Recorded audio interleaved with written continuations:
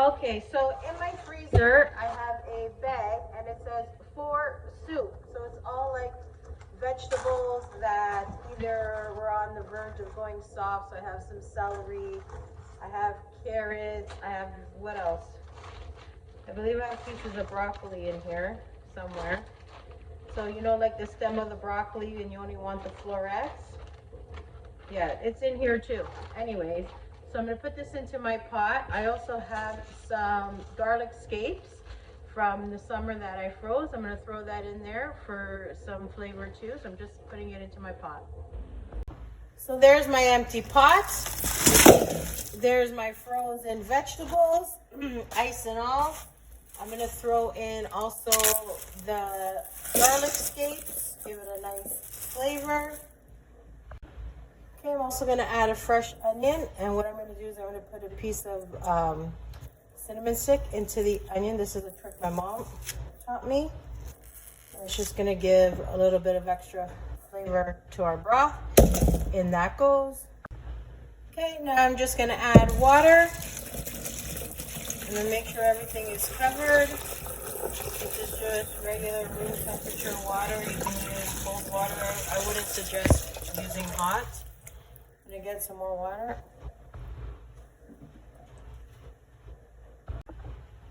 Okay. Some more water.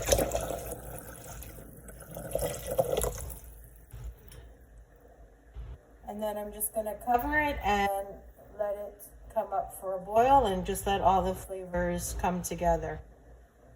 It's come up for a boil.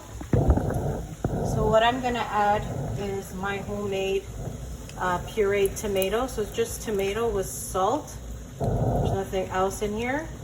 If you have tomatoes that are going, you can throw in whole tomatoes. But I'm gonna throw in my pureed tomato just to give it some extra color and flavor, and I'm gonna let this continue to boil. I'm just turning it down a bit.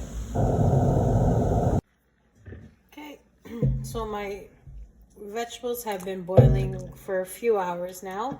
I've turned it off, and this is what the broth looks like. So I'm going to be removing these vegetables out of here,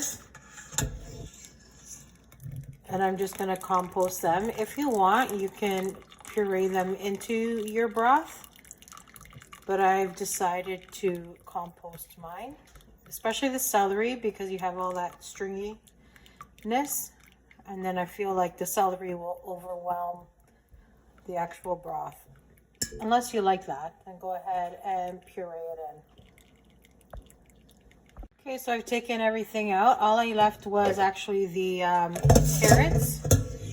Everything else is pretty much gone. Some of the garlic scapes are still in there. But this, I'm going to use my hand immersion blender. I'm just going to go ahead and get that all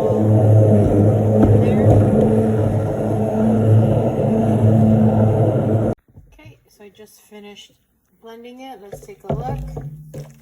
Looks pretty good. Has a nice clear color to it. So here's your vegetable stock, and now you can go ahead and make any kind of soup you like. You can drink it just like that. You could add rice to it if you want. You can add some beans, whatever, if you want to keep it vegetarian, or you could add other things to it. I'm going to be turning mine into an Italian wedding soup. So check out my next video for that. Until next time, keep on making your soup.